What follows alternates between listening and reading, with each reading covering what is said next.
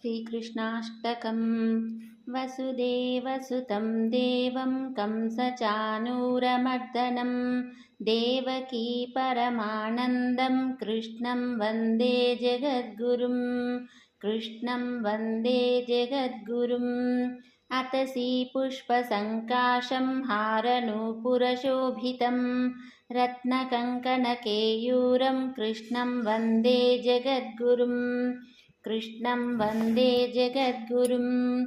कुटिलालकसंयुक्तं पूर्णचन्द्रनिभाननं विलसत्कुण्डलधरं कृष्णं वन्दे जगद्गुरुम्।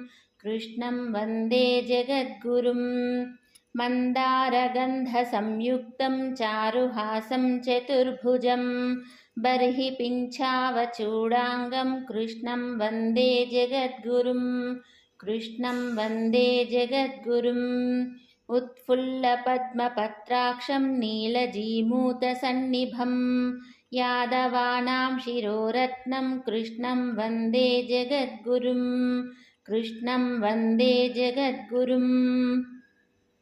रुक्मिणीकेलिसंयुक्तं पीताम्बरसुशोभितम् अवाप्ततुलसीगन्धं कृष्णं वन्दे जगद्गुरुम्।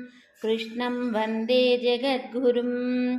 गोपिकानां कुचद्वन्द्वकुङ्कुमाङ्कितवक्षसं श्रीनिकेतं महेश्वासं कृष्णं वन्दे जगद्गुरुम्।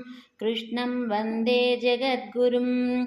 श्रीवत्साङ्कं महोरस्कं वनमालाविराजितं शङ्खचक्रधरं देवं कृष्णं वन्दे जगद्गुरुम्। कृष्णं वन्दे जगद्गुरुम्। कृष्णाष्टकमिदं पुण्यं प्रातरुत्थाय यः पठेत् कोटिजन्मकृतं पापं स्मरणेन विनश्यति।